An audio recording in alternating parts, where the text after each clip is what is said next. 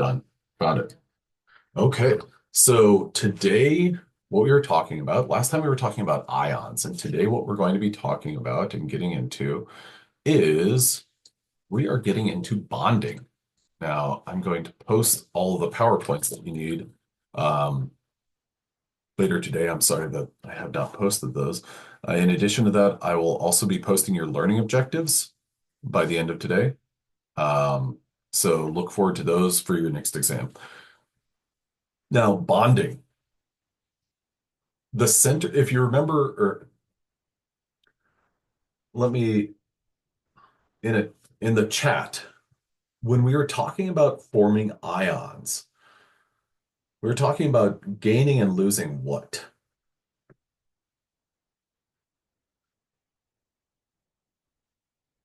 I'll give you a hint. It starts with an E. Electrons. Perfect, Kevin. Great job. So we were talking about gaining and losing electrons. Now, with that in mind,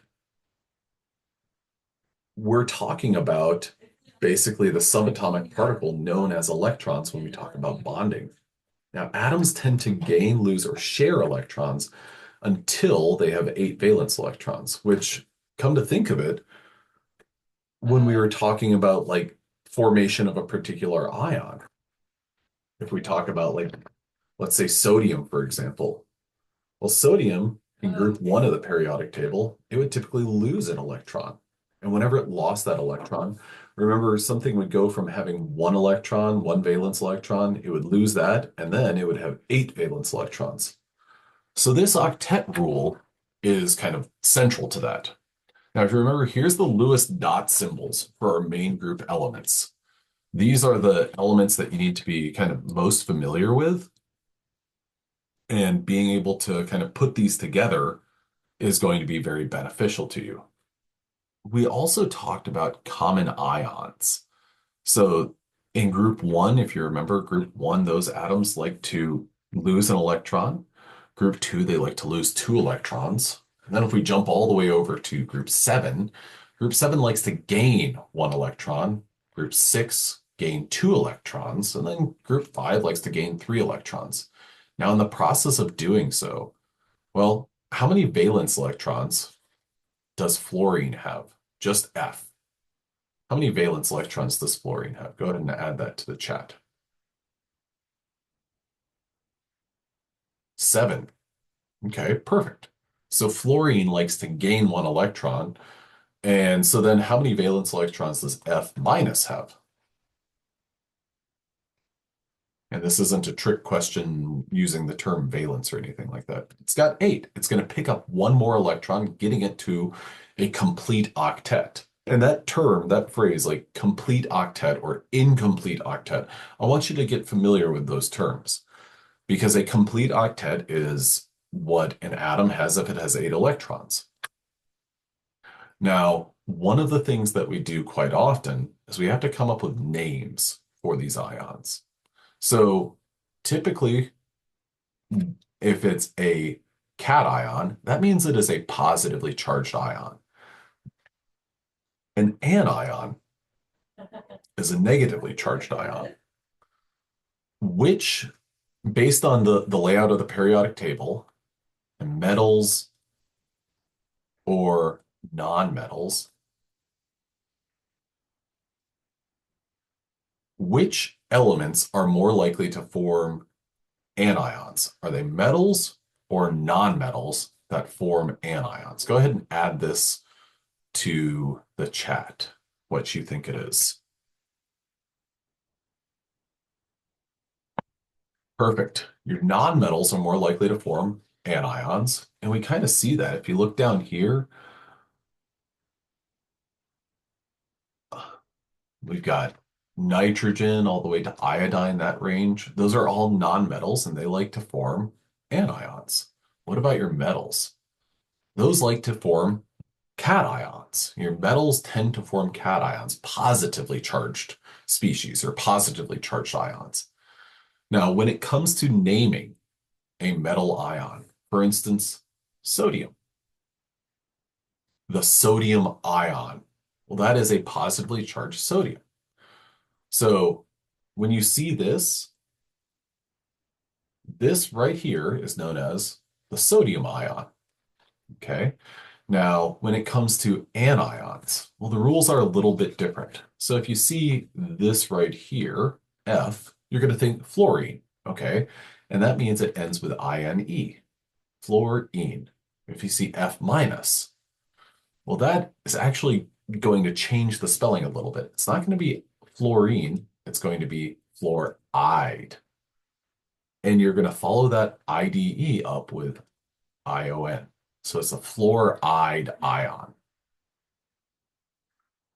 So when it comes to anions, they have that IDE suffix and the word ion. Cations, they have the word ion after. Now, as a Zoom poll, which I'm going to open right here. Polls. Okay, there we go. It is live. I'll give you 45 seconds to answer this. What is the name of Ni2 plus ion? We've got nickel-ide, nickel 2 ion, and nickel back. Spoiler alert, it's not E and it's not D. Okay, I just said it's not E. Somebody answered E. Oh. I don't know why you did that. Maybe you're trolling me.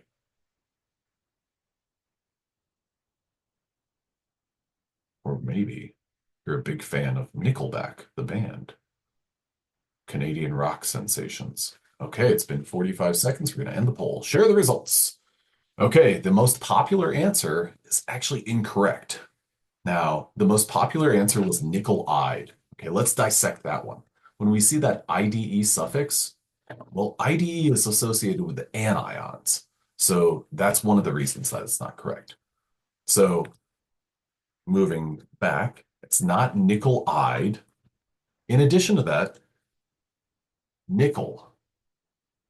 Is that a metal or a non-metal? Nickel is a metal, in which case, whenever we name a metal ion, it's just going to be nickel ion. So the best answers were A and C. So our popular answers were B and C. Now, the people who answered C, great job. The people who answered A, also pretty darn good job, because that's a good answer to arrive at. Now, the reason that it's C over A is because of the fact that nickel can take on a couple of different charges. You can form the nickel 1 ion, or you can form the nickel 2 ion. So the nickel 1 ion has a positive 1 charge. The nickel 2 ion has a positive 2 charge. Now, we hadn't talked about that yet. So this was really just like, can you kind of make some logical steps with this? Now, an ionic compound, well, we have a metal cation and a non-metal anion. This stuff. We already talked about this with sodium chloride. Now, whenever we're trying to actually, when we say that, sodium chloride, you've probably said that name at least 100 times in your life. And you probably said it kind of intuitively, or you had heard it as sodium chloride. So that's sodium chloride. So that IDE suffix, you introduce that without even really knowing that you introduced it. Now practice naming these compounds. Add to the chat, anyone, what you think this is. MgO. This is a metal and a non-metal. And I think that it's helpful to think about, well, which is the metal and which is the non-metal? Magnesium oxide. Great job. Magnesium oxygen, close. But that's where we have to add in. Great job, everyone. That's where we have to take this non-metal, and remember that our non-metals end with IDE. Now, it's a little bit different because we're not changing it from chlorine to chloride. We're changing oxygen to oxide. So anytime you see oxygen as a part of an ionic compound, it's something oxide. So What would you call this right here? So FeO.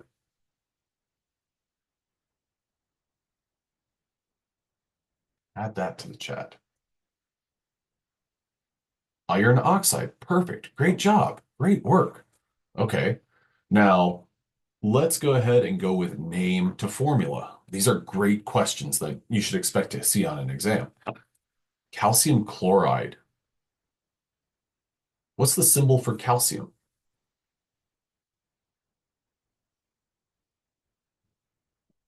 Okay, Ca.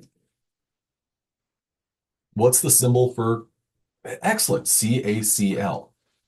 Okay, now we're going to jog back for a second because we want to get this absolutely correct. What is the charge of calcium, the calcium ion? What's the calcium ion charge?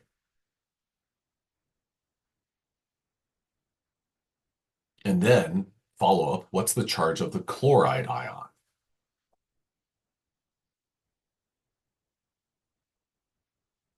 Okay, +2, I like it for calcium. What about chloride? Perfect, Ca2 plus and Cl minus. Okay, now I want you to think about this almost like how many electrons is calcium giving up? Calcium gives up 2 electrons, which is how it arrives at Ca2 plus. Cl, chlorine, how many electrons is it taking? 1 electron to form a -1. Now, chlorine cannot take on any more electrons than just one. So if one calcium can, or one chlorine can only take on 1 electron, what do you think that you need to take on that second electron that calcium gives up?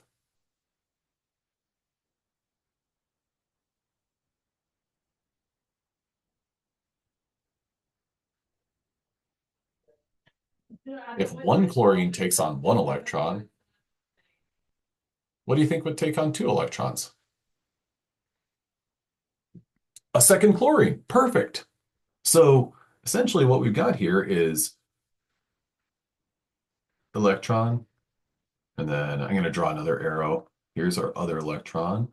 So this guy is going to make a Cl minus. So our formula, we have to kind of balance it out. It's going to be CaCl2. CaCl2. So calcium and 2 chlorines or 2 chlorides, because each one's going to take on 1 electron. Now, here's another Zoom poll. Okay. I think that we've got 52 people in class right now. I'm optimistic that 45 will answer it. I'm going to give you exactly 1 minute. Go.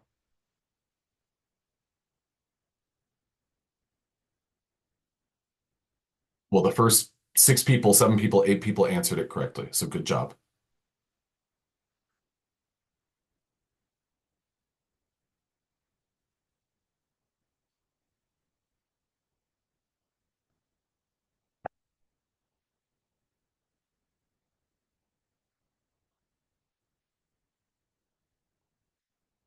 30 seconds. We got 33 people who have answered. I'm waiting for, I was hoping for 45 total. So we got, Oh, I changed it. Click up and. come on, 10 people. 8. 7. 7 left. We got 9 seconds. 8. Okay, now I'm counting. I, I know you can do it. Come on. And see. Okay, so 39 people answered out of the 52 or 53 who are here. So I presume those 53, don't worry, y'all. I understand you're hesitant to answer because this is a tricky question because you've got all these appealing answers. Fluorine. Okay, that's what you see. F on the periodic table. You see that? That's fluorine. Okay, one thing that's common amongst all these answer options is sodium. Sodium, sodium, sodium, sodium, sodium. So that part of it isn't in question. The part that's variable is what do we call that F? Is it fluorine, fluoride, fluorite, or fluorate? Okay. All that we've talked about with respect to ions is we've talked about INE or IDE. We haven't talked about fluoride, so I would just, I mean, that's kind of out of left field. Fluorate, same thing. The correct answer is B. That was the most popular answer. 32 out of 39 people answered B. I'm going to stop the share there. And that's fantastic because all that you're doing there is you're dropping the INE in favor of IDE. So great job. And I'm proud of that response, not only rate, but total amount. Okay, now what we've got is one other question. I'll give you this poll. I'm giving you 1 minute. We got 58 seconds left. And I want to see 45 people answer it. Or maybe we just need Okay, numbers. 2 people. Zinc oxide. And you know what I'm going to do is I'm going to jump back a couple slides. I'm going to show you this. Zinc likes to be 2 plus and oxygen likes to be 2 minus. Now I'm going to go back. 20 seconds. Okay, come on, we can do it. 12 more people. We can do it. I know we can. 9 more people. 9 more people. Let's give it 110%, everyone. 8 more people. End poll. Share the results. The most popular answer was the correct answer, ZNO, zinc oxide, because, well, Zn is known as the zinc ion. Then oxide, oxygen likes to form a 2 minus ion. So if Zn is 2 plus and oxygen is 2 minus, well, ZNO, we get something that has a neutral charge, an overall 0 charge. Now, with that, we've also got this variation. Okay, this is tricky. Let's look at these. These are all lead oxides. So that means that these are all compounds that have lead and oxygen. Expect some of these in your quizzes and your things on Canvas. Now, these all have lead, they all have oxygen. And one thing that I want to clarify about these is they are all pure substances. So it's not like, oh, well, this one's yellow, this one's orange because there's like pumpkin seed oil or something in there. This one's yellow for some other reasons. These are all pure. So lead 2 oxide has this kind of yellow color. Lead 4 oxide is kind of black. Lead 3 oxide is kind of orange. Okay, so what is the difference between all of these compounds? What is the only variation between all of these compounds?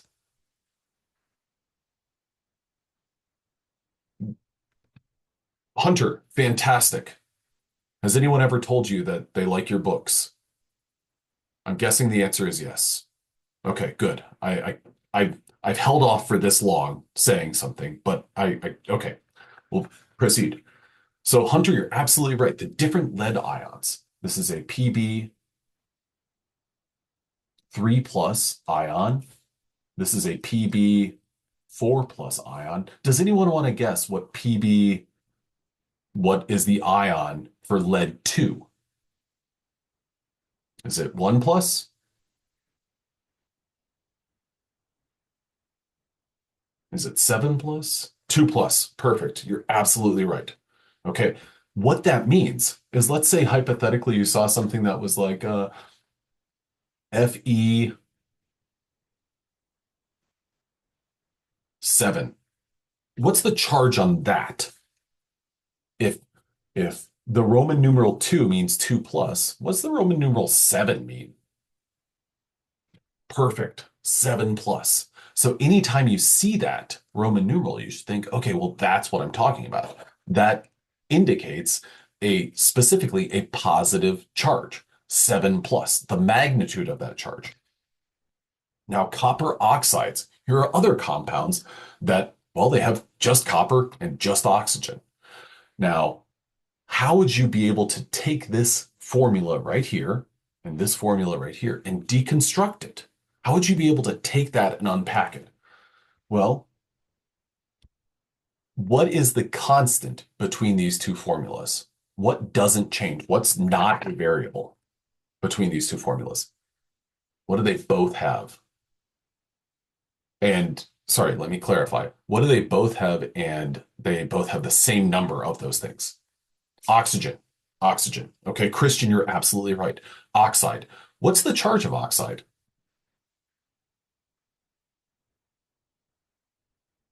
Does oxide always have the same charge? Okay, okay. It's 2 minus. So whatever you see, and I'm going to jog back for a second. Oxygen loves to form an O2 minus charged ion. So 2 minus is the charge there. Okay. Now, these are both oxides, copper oxide. What's the charge on copper in this substance right here? Add that to the chat.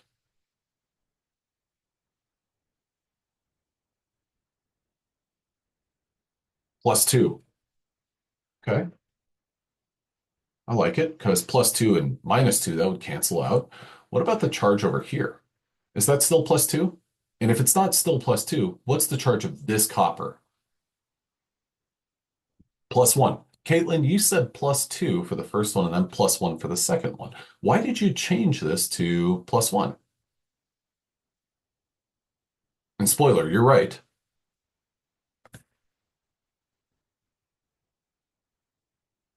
because the other one has 2 copper. Here's the dramatic stylus drop. You're absolutely right. That's perfect. Great job, Caitlin. So this is +1. Okay, we've got 2 of them. So we've got 2 of those. That would equal +2, effectively canceling out this -2. So that's what you're looking at when we talk about copper oxides. Now, with this octet rule, that's what we're really trying to do. When it comes to ions and ionic compounds, we are gaining or losing electrons. We talked about, if we go back here, copper loses electrons. If copper loses 2 electrons, oxygen gains 2 electrons. Over here, 2 coppers each lose 1 electron.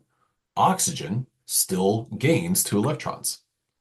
Now, in addition to that, those are kind of ionic compounds, compounds that are made up of 2 different ions. We have Lewis dot symbols for our main group elements. We also have a different type of bonding, a different type or a different way in which a compound can form. We have ionic bonding, which we kind of went through.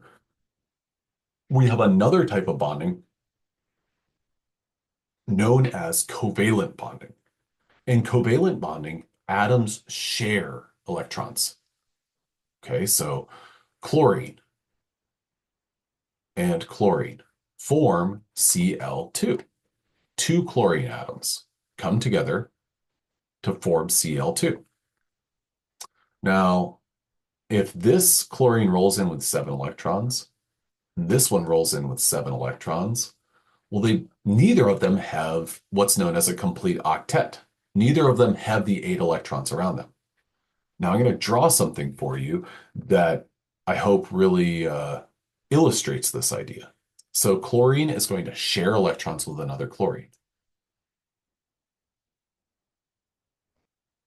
So does the chlorine that I circled have 8 electrons surrounding it? It does. Now, does the other chlorine that I circled have 8 electrons surrounding it? It does. This is like, this is the absolute definition of sharing. They are sharing these 2 electrons. So it's almost like they can both lay claim to having 8 electrons around them because they are equally contributing. They are sharing these electrons. That is the central idea behind this covalent bonding. Another way that you might hear this type of bonding referred to is you might hear it referred to as molecular bonding. And you might hear this type of bonding or these types of compounds referred to as covalent molecules or covalent compounds or molecular compounds. And that's where we're sharing electrons. Now, an important detail about covalent compounds and molecular compounds is that covalent compounds are gases, liquids, or solids at room temperature. Okay, so here, this container right here is basically a gas that's been captured in this glass container. Now, chlorine Cl2 is chlorine gas. Now, we won't get too far into nomenclature, but when you see if I say chlorine gas, like I wrote right here, um, did I use any like suffixes or anything?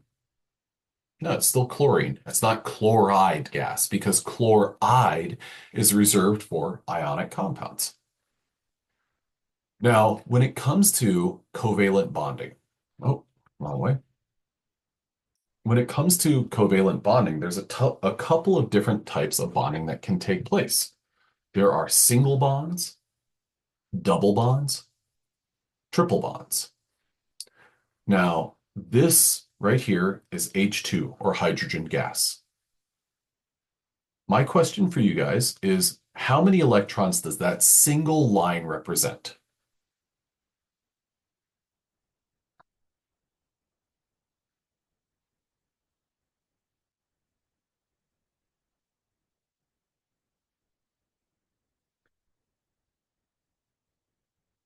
Two.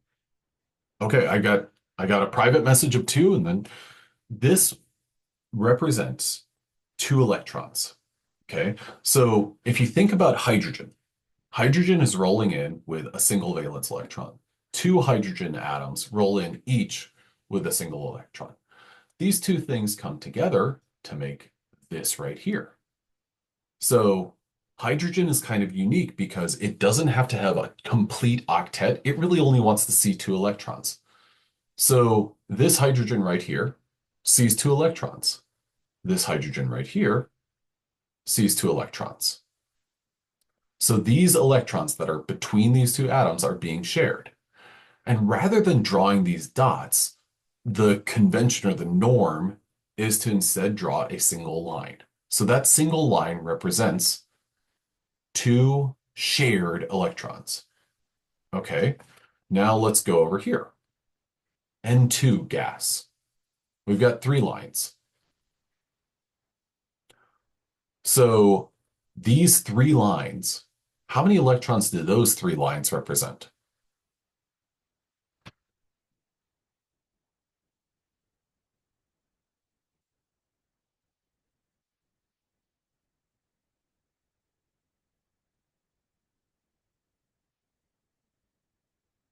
Perfect.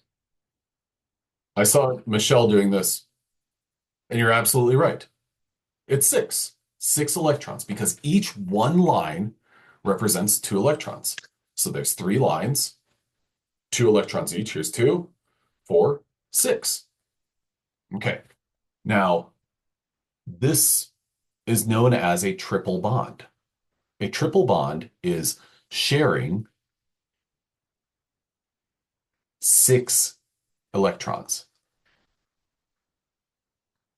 So now another way to look at this is whenever I circle this right here, that nitrogen, and to, draw this molecule completely, how many electrons does that nitrogen kind of have? Well, it's got the six from the triple bonds and then two that I drew over here. What about this other nitrogen? Well, it also has the two over here that I drew in just to give a complete model of it. And it's got those three single bonds. So that also has eight electrons around it. It's got the six from the three bonds and then two what are known as a lone pair of electrons. Now, whenever I draw, I'm going to complete the model for oxygen.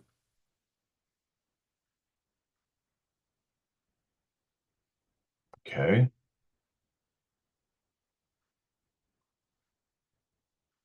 Actually, I'll start one each. So this oxygen over here has two bonds, which represent four electrons. Then it's got one and two lone pairs of electrons. That's two electrons. That's two electrons. And then this double bond is 4 electrons. So we're at a total of 8 electrons. So now let me ask you this question.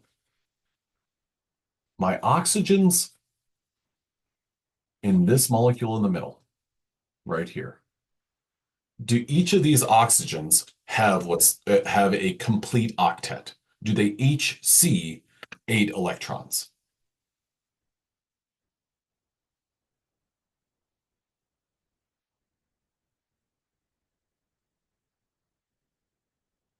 And you can see them, and some of them you're sharing. And Kevin, you're absolutely right. Yes, they both have a complete octet. So when we talk about covalent compounds and molecular compounds, some electrons are kind of shared electrons. And it's like, oh, yeah, I have these electrons because I'm sharing these 2 electrons with another atom. And then some of them end up as what's known as a lone pair of electrons, like this right here. These are different terms that it's important to be familiar and comfortable with, where you say, okay, those are unshared electrons and these are shared electrons. So this oxygen right here has 4 shared and 4 unshared. Now, if we look at nitrogen, let's look at this nitrogen. It's got 6 electrons shared and then 2 unshared.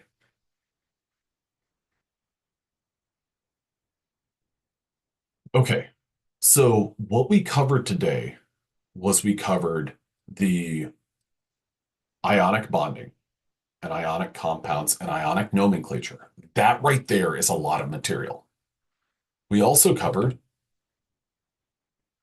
the octet rule. Everything wants to have 8 electrons around it. Our noble gases, they have 8 electrons around them. In addition to that, we got into ionic versus covalent bonding. Our ionic compounds, well, they reach a complete octet by gaining and losing. Now, one thing to keep in mind here is this is a sodium atom. This is a sodium ion. The sodium atom loses an electron or gives up an electron. It gives it away. It's not sharing this electron. It's almost like it had a garage sale and it sold that electron. Whereas each of these chlorines right here, well, they're just letting a friend use it. I mean, they can still have it. They still have access to it. It's like, yeah, it's their neighbor who's borrowing their lawnmower. I can still get that lawnmower if I need it because I'm sharing it with this person. I did not give it away. I'm going to come back and get my lawnmower one of these days because we are sharing it. So these are big, important concepts. If there are important slides that I would say it's important to know these definitions, this slide right here. That's one, because this gives you the distinction between ionic and covalent bonding. Then another important one that's going to save you a lot of time is this slide right here. Do I expect you to know and memorize everything on this slide? I don't. But this slide and this slide have important kind of regularly addressed information. Now, with that said, there are some trends that you can take away from this. These 2 rows, they are groups 1 and 2. You need to know that group 1 atoms form positively charged ions. Group 2 atoms form positively charged +2 ions. Then groups 7 and 6. If you're like, where do I start with this information? That's what you should do. You start with these, kind of the bookends, plus or group 1 and group 2, and then group 7 and group 6. Work with those and then work your way inward.